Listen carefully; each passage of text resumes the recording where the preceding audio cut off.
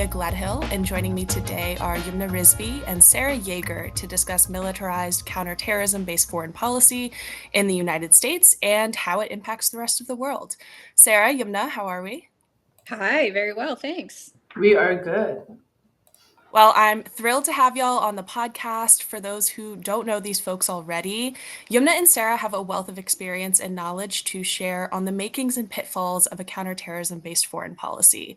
Sarah is the Washington director at Human Rights Watch, where she leads the organization's engagement with the United States government on global human rights issues, with a particular focus on national security and foreign policy. She has previously served at both the Department of Defense and the U.S. mission to the United Nations. Yumna is a senior policy analyst at the Center for Victims of Torture, focusing on human rights, national security, and refugee and asylum protections.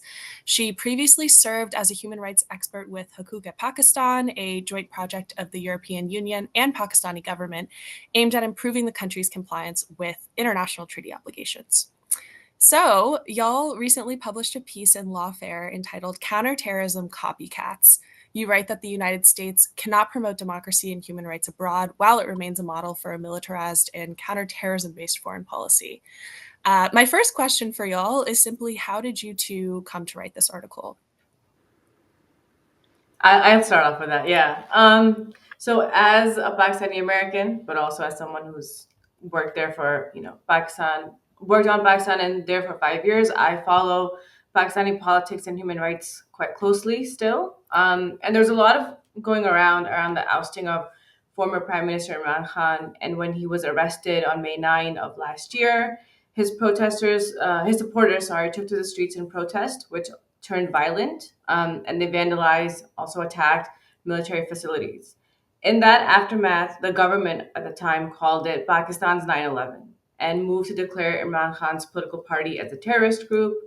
And I noticed how they were using that to justify the abuses that followed. So, mass arrests and detentions, charging civilians in military courts, amending the penal code to add new offenses, and many other blatant violations of fundamental rights. Then October 7th happens, which was absolutely horrific. And immediately the Israeli government called it their 9/11. And I was like, didn't I just see this somewhere? Like, that's sort of the light bulb that went off, is I just saw this and I saw how it played out. Working closely on the post 9/11 legal policy framework, I thought it was really interesting how over 20 years later, two countries in the same year declared their own 9/11s and what followed after that declaration. I had done some earlier research years ago on the US precedent and other countries that followed that trend, but had never seen it so explicitly. And then Sarah had two pieces in foreign affairs. One was on lessons Israel could learn from US counterterrorism mistakes, and the other was on the Biden administration's hypocrisy on Gaza. And as I was working on this, I thought they were really complementary. And so I asked Sarah if she'd be interested in working on this, and luckily she was. And 6 months Awesome. later, and so much editing, and so many other people weighing in from our organizations, we finally got it out. I love to hear that. I'm glad that y'all wrote the piece. It always feels so good, especially when the editorial process is lengthy. Yumna, you already alluded to this a little bit, but can you all sort of give me the download on like what the major characteristics are of what you characterize as a militarized counterterrorism-based foreign policy? I'm happy to take that, Yumna, if you want. Yeah.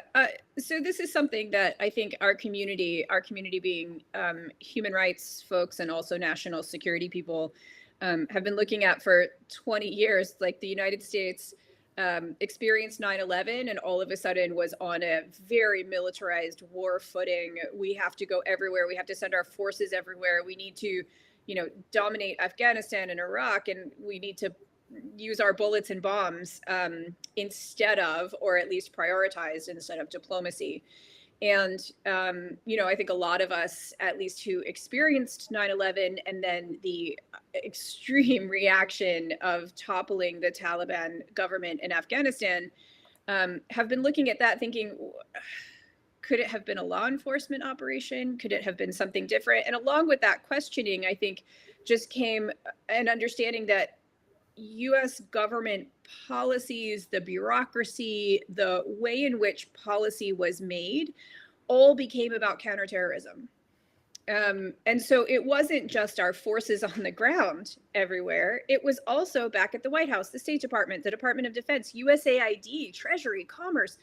All of these people were on a counterterrorism footing, as if terrorism were the dominant threat to the United States, and as if every problem could be solved through a CT framing. And the unfortunate part of that, there are many unfortunate parts of that, but one of them is that it's lasted until today.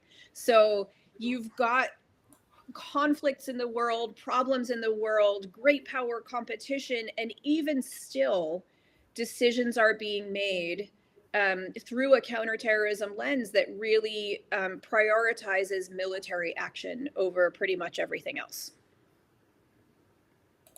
You are preaching to the choir. I think that, those of us who did grow up in the sort of 9/11 generation are probably more hip to the, ever-reaching costs of the war on terror than, say, like my parents or grandparents. Because, the $8 trillion that we've spent on counterterrorism infrastructure, that has really direct impacts on the trajectory of our lives.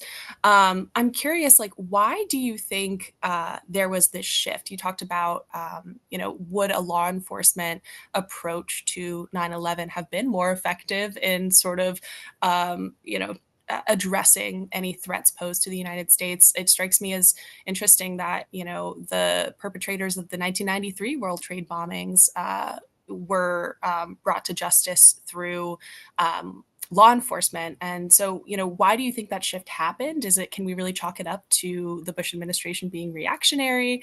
I'm curious in y'all's perspective on that. Go ahead, Sarah. I mean, I'll, Okay. I'll follow it. Yeah. Yeah. Gosh. So just as I am currently grappling with US policy and why it is the way it is on so many issues, including Gaza, Sudan, Ethiopia, a Saudi defense pact, it's almost an exercise in figuring out the psychology of US officials. I mean, I think at the time, 9/11 was very devastating, and I wouldn't question that. But the response, I think, really did have to do with the Bush administration, and really did have to do with, they were relatively new in office. This happens, and they wanted a massive show of force. There's a reason why they called it shock and awe in Iraq in 2003. That was the theory, is like, if we do shock and awe, if we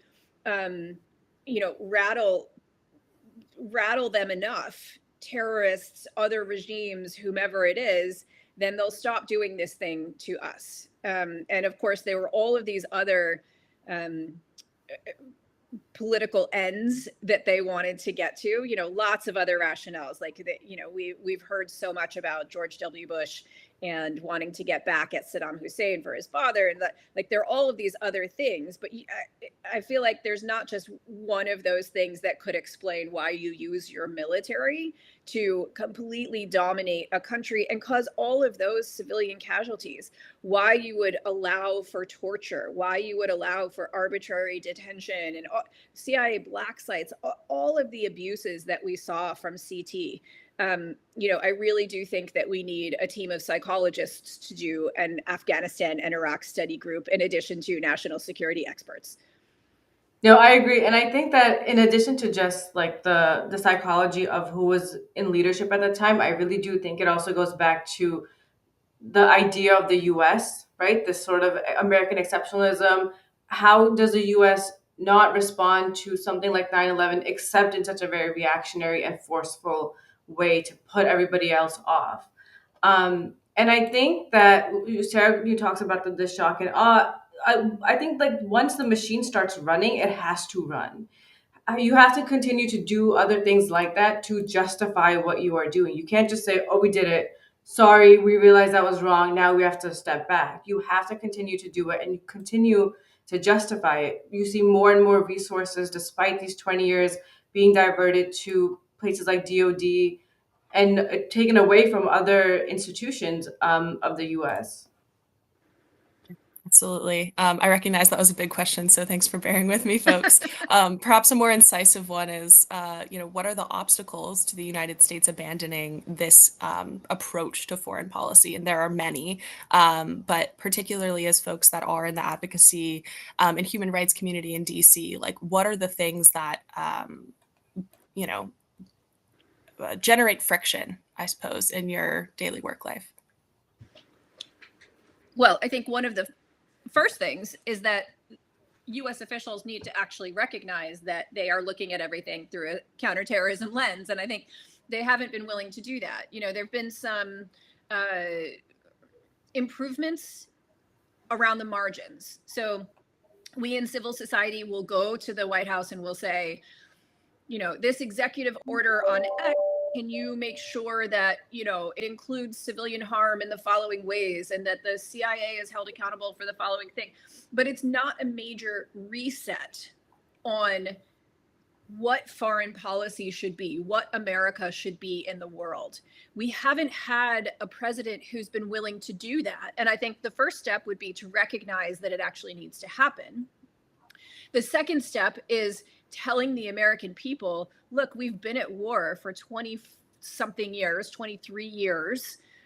We've got this major overspend on defense. We need to be different in the world. And that means making the argument that our fear and our concern about security is not ameliorated by the military and military action. Covert action, special forces everywhere, drones everywhere outside of armed conflict zones. So it will take, I think, a president and an administration that is willing to be brave and make the argument that we all know is true, that our national security in many ways comes down to our diplomacy, our foreign aid, our ability to have partnerships with nations that are rights respecting, all of these things that we've been arguing for so long, and that really hasn't taken hold within the administration. We thought it would with Biden, and it didn't. His closest advisors are realpolitik, and it has really undermined our ability to get any changes on CT policy. Yumna, anything to add?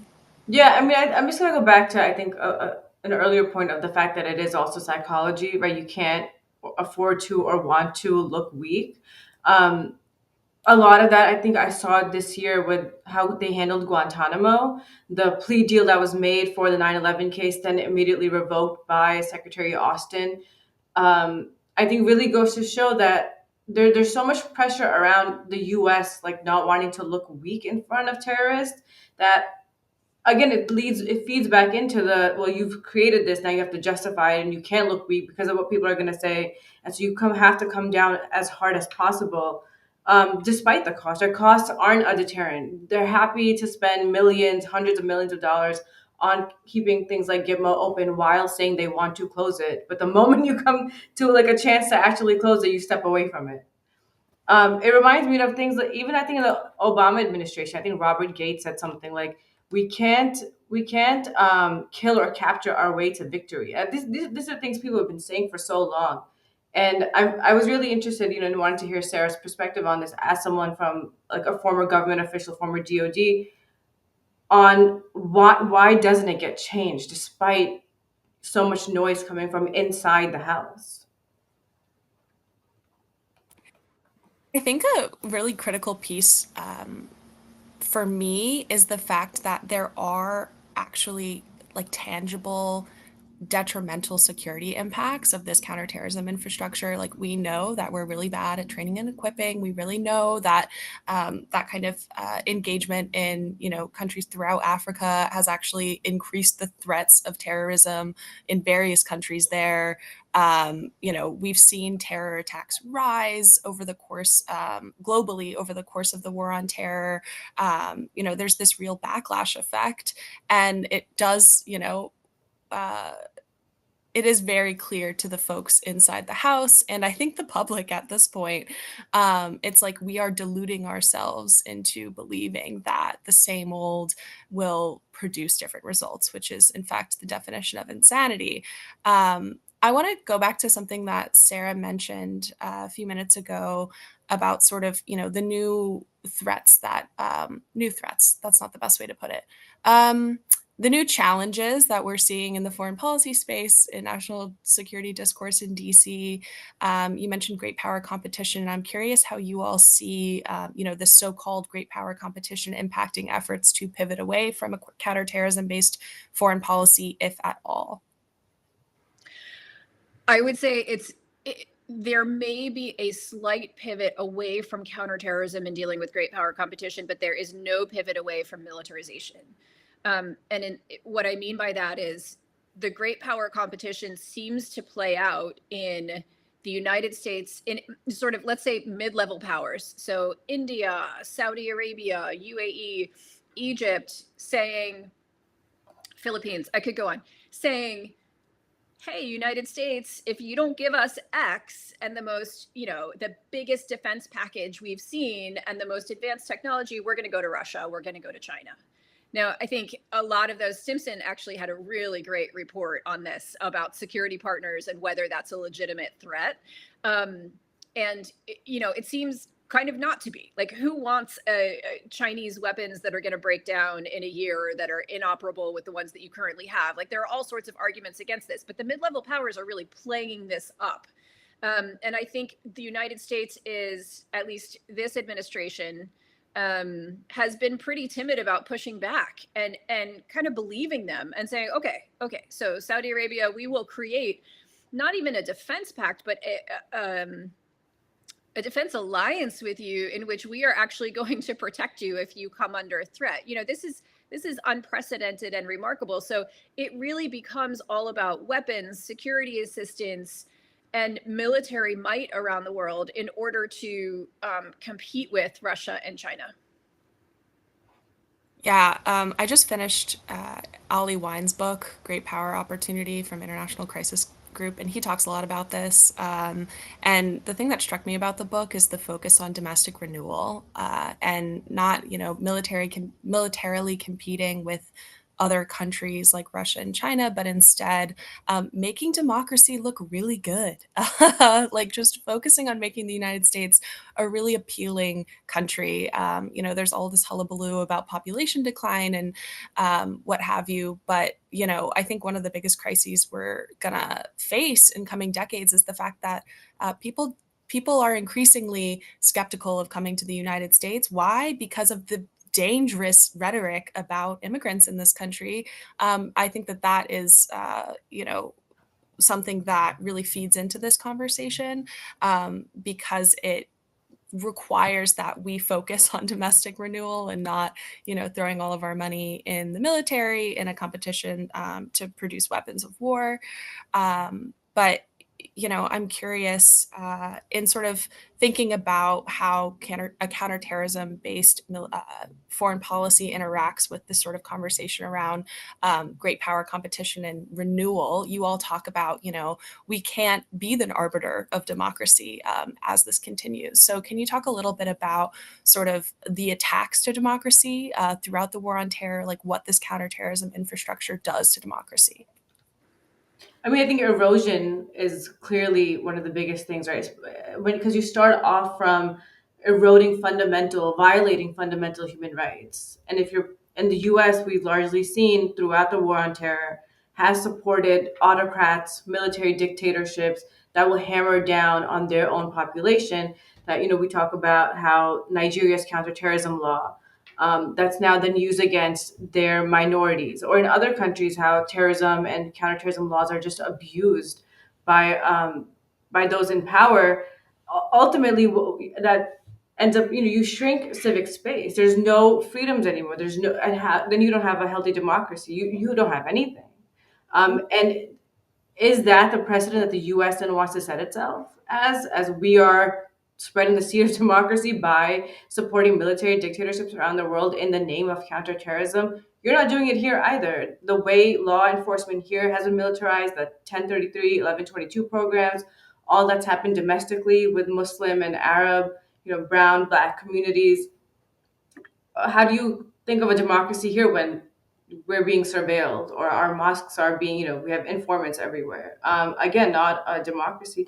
So I do think that there needs to be a reset, like a level set needs to happen. It's gone on quite far too long. Absolutely agree. On a more positive note, y'all allude to in your piece, progress on chipping away at this counterterrorism infrastructure at the margins. What successes have you all seen? There are no small wins. I'm curious for listeners if you can kind of share some of the issues that you've worked on, what gives you hope, what has kept you going in this arena. I think Sarah Sure. could I talk mean, about there's, go ahead.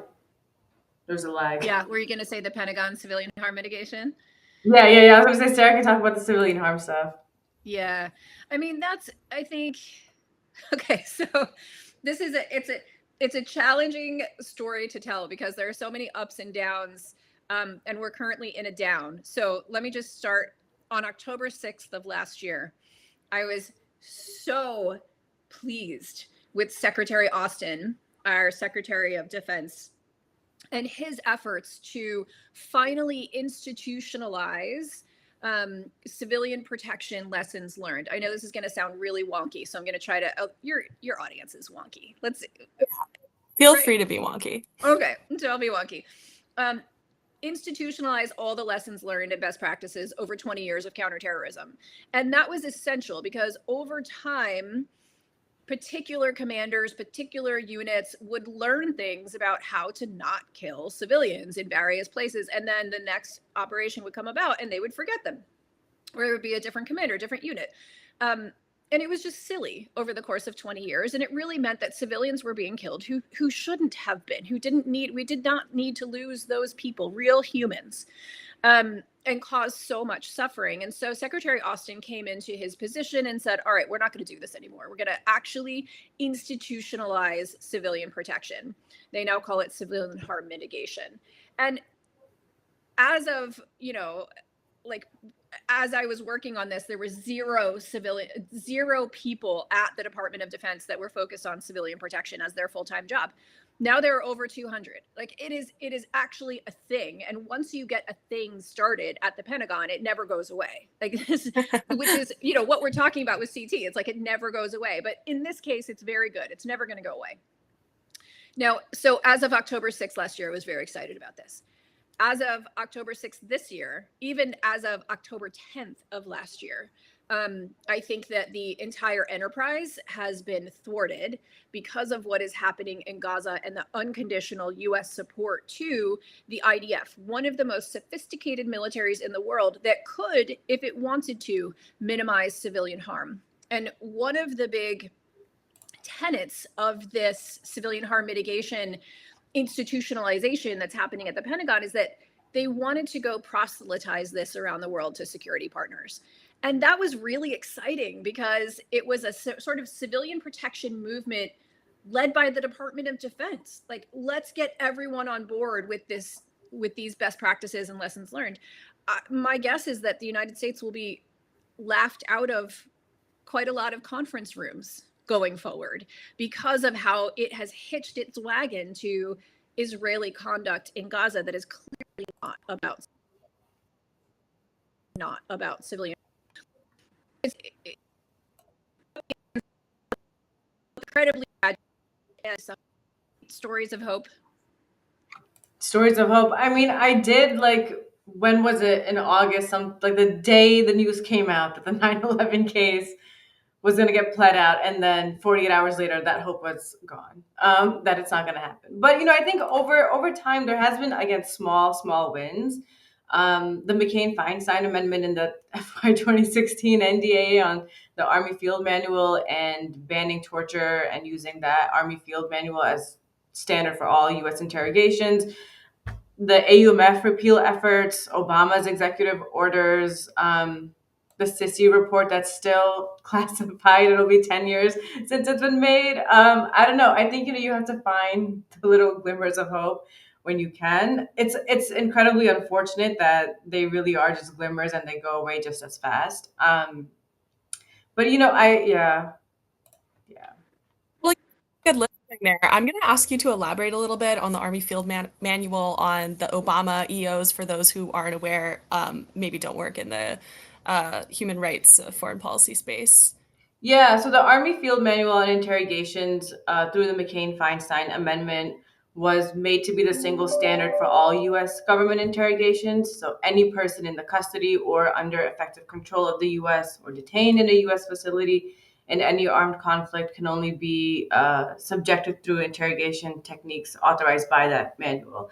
It prohibited waterboarding, forced nudity, and other forms of torture that you largely saw in Abu Ghraib, Gitmo, other black sites. Um, so that was in 2016. The Obama executive orders were to again ban the practice of torture, and the other one was to close Guantanamo. I guess neither. Guantanamo is still open. Torture in the way that we saw it happen in the CIA black sites doesn't happen anymore, though the former U.S. Special Rapporteur still said that current conditions at Guantanamo can amount to torture, do constitute cruel and inhuman treatment. Um, so again, I feel like we take like a step forward and like 10 steps back. But I do think that We have I sort of go back. We do have an election. That's a good thing, Sarah? That the election's coming? That's our healthy democracy? We have an the election coming up. opportunity to get good things. It's an opportunity to shake things up, that's for sure. I'm gonna ask you again. I want to ask about sort of the political dynamics on the Hill, but first, I'm gonna ask you, Yumna, and forgive me for this. Explain for folks what happened with the plea deal, the Gitmo plea deal. So for the past two years or so, the prosecution and defense in the 9/11 case have been going back and forth on a plea deal. They entered into negotiations, and they were sort of structured around this issue called the policy principles, which were essentially the conditions of confinement that the men would be subjected to once they pled guilty. Humane conditions of confinement. Mhm. And there was for over a year, a little over a year, there were negotiations between the prosecution and defense, and the prosecution, getting advised from the White House and such. Um, the president ultimately said no to the policy principles, and so that killed effectively the first plea deal. Then they went back into negotiations as they were still in the military commissions, and lo and behold, sometime in August, it was announced that a plea deal had been reached and was signed by four of the guys in the 9/11 case and the prosecution. 48 hours later, that was overturned by Secretary Austin, who I don't believe knows the day-to-day of what happens in the military commissions, probably does not know the weeds of the case like his convening authority does, and then took the power to make any deals in the case on his own. So now he's effectively the authority on the 9/11 case and what happens. And the person who was the convening authority was, she was no longer in her position to do so. Right, right. Gosh, the Guantanamo issue is one that is so under discussed. It just boils my blood because it is the one of the most in your face examples of the permanence of the war on terror. We just can't get rid of it, and I truly don't understand. I mean, when Trump talked about Gitmo a few years ago, it was kind of the first time I'd heard it, I feel like, in popular media for a few years. Did you have something to say, Sarah? I saw Well, your finger. I think it's in our face. It's actually not in the face of the American public. And this is one of the big problems with counterterrorism policy generally, is that the American public knows nothing about it. They wouldn't Right. know to call it counterterrorism policy. That's okay. But they don't even know that there are special forces operating in dozens of countries around the world. They don't know that we are actually killing people with drones. They don't know that we're operating outside of armed conflicts with our military. They don't know that we don't know, even those of us here in Washington that work on policy, don't know what the CIA is doing, and that the CIA continues to be involved not transparently in military operations, which is undemocratic. They have no idea what's happening at Guantanamo. I think most Americans would believe, and it's not their fault, but they would believe that these are really awful, heinous people who will go and, create armies and come back to the United States and create another 9/11. So good that they're locked up. I think when I say there's a lot coming up, it would be a much better if we were actually able to talk to the American people and tell them what's going on. And I think any rational person would hear the evidence that we have that this is undermining our security and probably vote differently or think differently about our military, or ask their senators and Congress people for different priorities. Yeah, that's super fair. I mean, my mind goes to what happened to the forces in Niger a few years ago. There are members of Congress that didn't even know what was going on. And that's actually a nice segue. Can y'all talk a little bit about what the political dynamics on the Hill are around, civilian harm mitigation, around Guantanamo, just like general human rights, counterterrorism related work? Who are the champions? What are the proposals out there? Sort of what does this look like in terms of legislative action? On Guantanamo, Senator Durbin, has been a big champion. Prior to Senator Leahy was, unfortunately, not there anymore. Representative Warren, Omar, in 2021, 75 House members led a letter to President Biden, or signed a letter to President Biden asking him to close Guantanamo. It was signed by all four committee chairs, Intel, Foreign Affairs, Armed Services, and Judiciary, which is great. But again, for us, Guantanamo on the Hill is something we also don't want to talk about, right? Because you have no idea what the Republicans are going to do. The moment that the plea information came out, the news broke, there were two sets of bills, and one in the House, one in the Senate, saying any form of justice that has to happen in the 9/11 case, you have to have the death penalty on the table, and it has to go through a trial. And so our point on Gitmo is, let's just try and keep things quiet on the Hill, because we don't want any obstacles or objections raised on that. So it's relatively quiet. I mean, when I go into Hill meetings for the NDAA, it's really sad, but to say that we prefer the status quo, which is keep the restrictions that are there, just don't make it worse. Sarah, anything to add on the hillside? No, that's great. I mean, we've been looking to the Hill to sort of solve this problem where the administration hasn't solved it. And by the problem, I mean the entire shift in paradigm and thinking about how America needs to be in the world. I think it's hard to, some things we've been able to get, some things we haven't, which is just how it goes in our business. But I think we'll need to see who the next Congress is to see how far we're going to be able to get. And even then, Congress can't change an entire administration's worldview, but because it does control the purse strings, there are probably some significant changes we can make if we have a good Congress.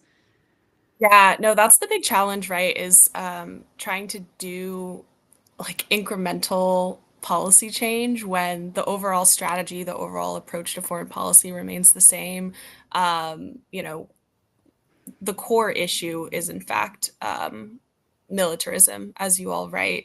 I will say personally, having worked on war powers issues in the past and on the AUMF repeal, which you mentioned, Yumna, one of my bright spots in recent years has been 2002 AUMF repeal as well.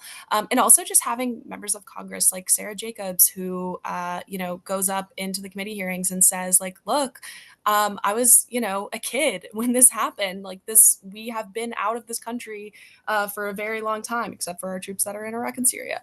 Like we need to get this off the books. The House has repealed the 2002 AUMF, the law that enabled the Iraq invasion 4 times, and the Senate has done it once. And I see now that there's an effort to encourage the next administration to take an executive action to make a presidential proclamation to formally declare the end of the war, which is, I guess, some legal strategy to essentially end the hostilities so that the AUMF is defanged, which I thought was a really interesting effort on the part of my former employer, the Quakers, the Friends Committee on National Legislation. Big fan of them, and a few other groups, International Crisis Group. But yeah, the war power stuff I feel has really gotten a lot more attention, which has been encouraging on this front. I want to sort of pivot back to this question of law enforcement and like how the United States should approach the threat of terrorism. I will also just note, I'm not sure if we've said this, but there have been a number of government reports on, what the primary threats to the homeland are, and it's domestic terrorism, it's, white supremacists. I'm pretty sure Chris Miller said that. So I'm interested in how you all see, what the positive alternative is, and how, we can get there.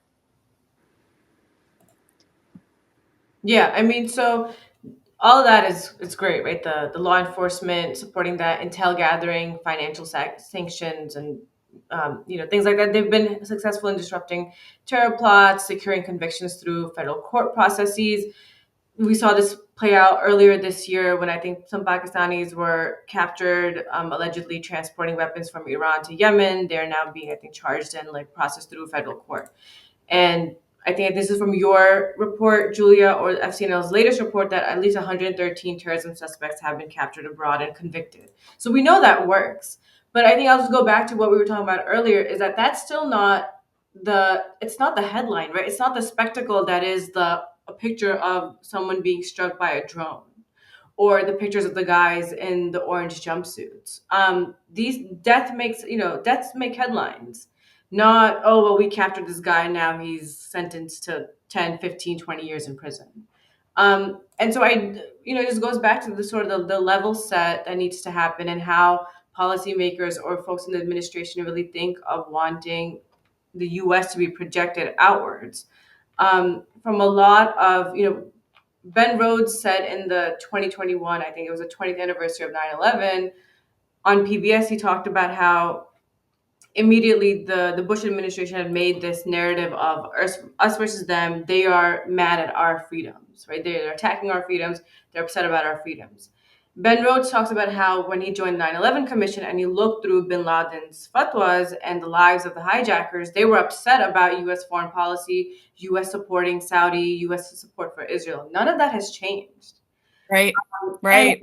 and I don't imagine that if they really were to believe or buy into the fact that domestic terrorism and white supremacy is the latest threat, they're not going to go drone the white supremacists. They'd still rather be droning the brown people who live abroad, the Muslims who are upset about American freedoms. And even just that narrative, you see school shootings aren't considered terrorism, but everything else is. So there needs to be, I think, an understanding of what is terrorism. I think the lack of an international definition, a universal definition, has been horrible in this space. No one can decide what it is. It's anything and everything. But yeah, I mean, if it truly, I think the U.S. needs to do a level set. That's a really important point, that there's no international legal definition for terrorism. It is so politically charged. It's kind of whatever, the government wants it to be. And as you say, like Osama bin Laden, this actually reminds me, and I will admit, this is embarrassing. I'm still on TikTok. Yeah, I waste my time on it, but I like to be in touch with the trends. And it reminds me that, like a couple months ago, Osama bin Laden's letter to America was trending on TikTok, and people were reading it and they were making videos, and true Zoomers, not an elder Zoomer like I am, but like the true Zoomers were experiencing this for the first time. And that sort of gave me a lot of hope, because they were just like, look, like all of this stuff continues, like we continue to support Israel in decimating the Palestinian people. Sarah, is there anything to add here, or shall we move on? First of all, I've never been on TikTok. So if you're an elder TikTok user, I don't know. I don't even know what that means to me. I've Um, never made a video. I've never been on TikTok either. I refuse to download it. It's a waste of time. Don't do it. I'm just too deep at this My point. mom's on TikTok. um, you know, after Osama bin Laden was killed, there was a big movement within the Obama administration to just stop, to get troops out of Afghanistan, to stop.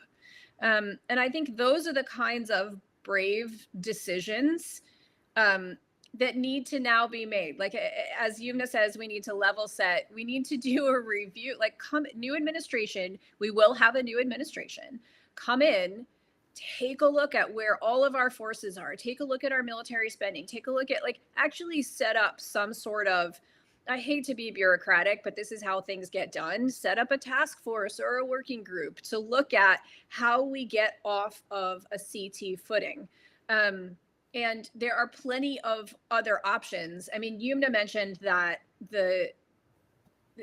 like nothing besides the killings gets into the headlines. She's exactly right. The development programs, the foreign aid, the assistance, the work with security partners, some of which is actually very good to make them more responsible and responsive to their populations.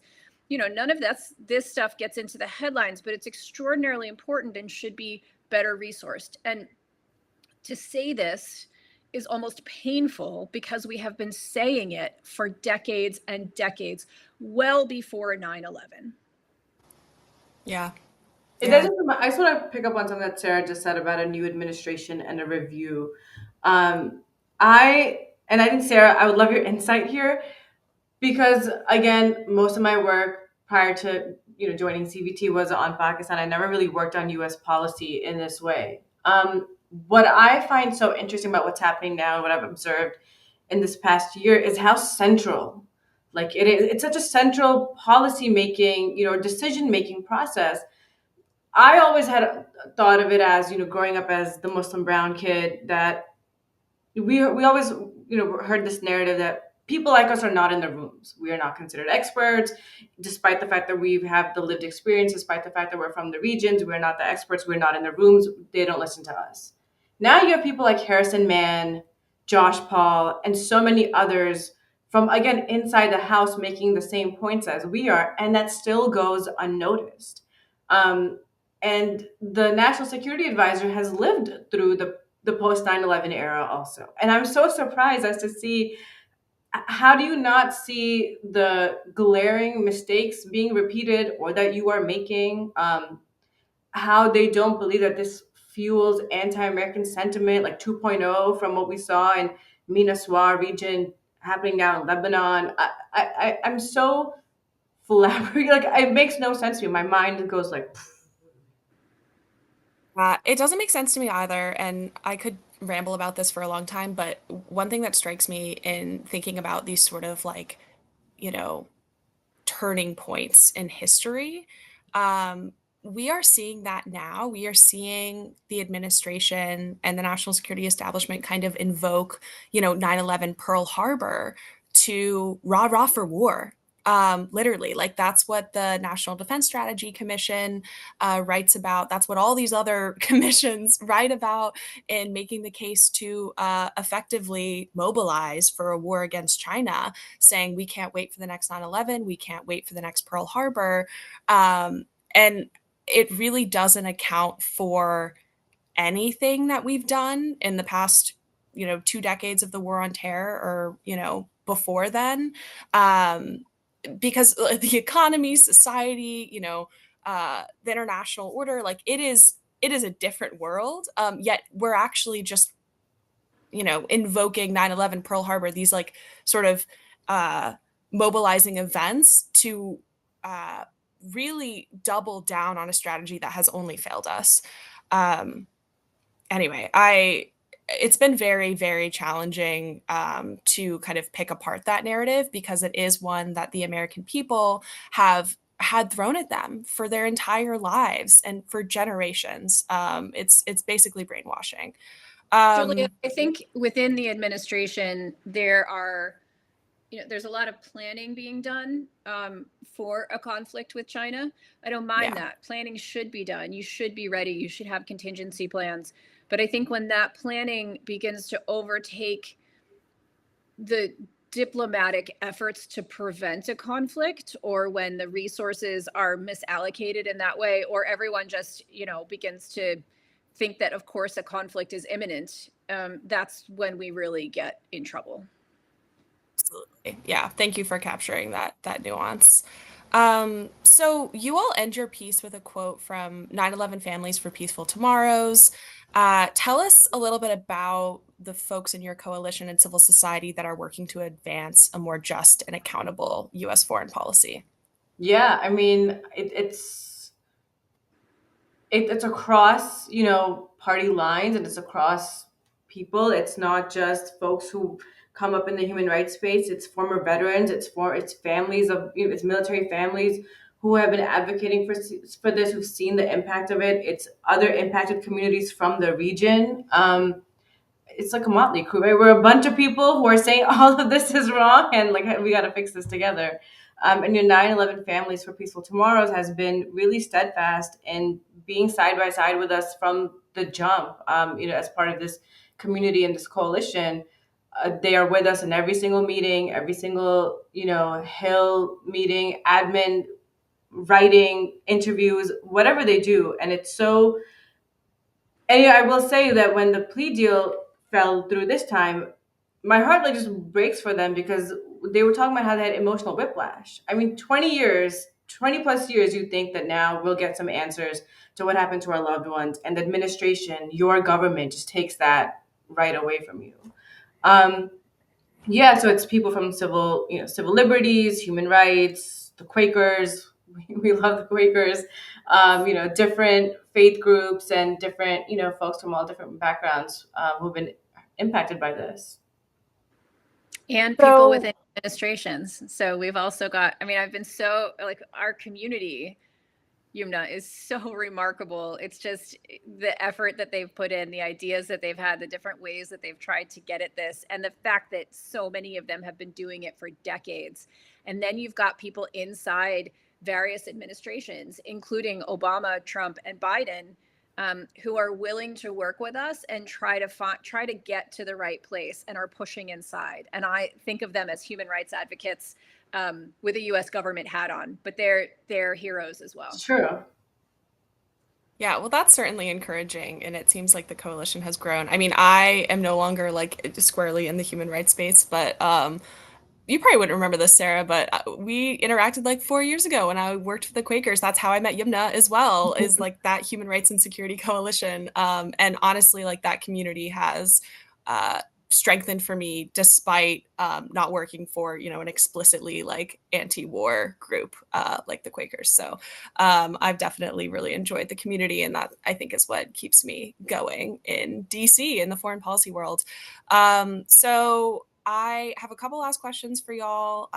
Any save rounds before we sort of give advice to the youths? I want to hear from you all what you would advise folks who are interested in working on these issues, how they might get involved. But I want to give you the opportunity to cover anything that I have missed, which I'm sure I have. All right, as the elder here, let me let me discuss with the youths what you need to do. So if you care about these issues, you can take your care about these issues and about human rights into any profession. So I don't care if you're listening and you're in medical school. Take it into your work as a doctor. If you are going to be a CPA, there are things you can do to promote and proliferate human rights in your world, and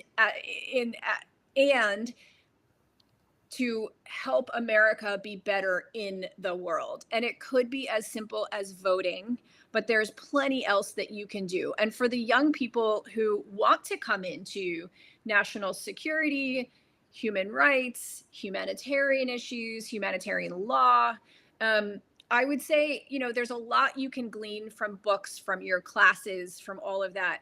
The thing that you can't do is get skills like persuasive writing, making an argument, finding a solution. All of these things that I look for when I'm hiring is somebody who's got the grit and who can be persuasive. And I think that's what, Yumna and I do day in and day out. It's like, if I need to understand a provision in international law, I can go look it up. What I can't do is figure out what that argument is going to be unless I've got the skills to do that. So put yourself in places anywhere you can with mentors and others who are going to help you find solutions and be persuasive. I mean, I can't follow on that, but I was just laughing because I love when Sarah talked about how what we do in our work and what she looks for when she's hiring, because she was almost my boss. Small world. So that just makes me, that's just affirming. Yumna, any saved rounds or advice for folks who are studying this issue, who are really angry about Guantanamo Bay, or just closing thoughts in general? Yeah, I think what's Sarah summed it up really well. You can do this work in across many professions. We're always looking for folks, and you can always start small. It doesn't have to be like what we do at the federal level. You can do stuff at the local level, at the state level. There's lots of issues, on domestic rights in the U.S. So whatever find your calling, and you can always pivot. You can take your time and explore and see what really calls out to you and what you're really passionate about, because that will come through. But me talking about something else that I'm not interested in is not going to come through as it would right now, that I get really fired up talking about the US and its nonsense around the world. Absolutely. I think a through line in this podcast is, small actions can make big changes. And those can be small conversations. That's like how paradigms shift. That's how you overcome decades of war propaganda and brainwashing about like what strength is and what that means for the United States and like how we shape the world and should we shape the world and in what way. So I really appreciate y'all taking the time to chat with me this afternoon. They were so patient with scheduling, guys. Like, seriously, I appreciate y'all. And I hope you will join us again on Undiplomatic sometime. Thank you. Absolutely. I have a lunch now where I get to go have a margarita. So Ooh. Well, happy Friday then. Right. That's a good Friday. Bye, guys. Thank you. Bye.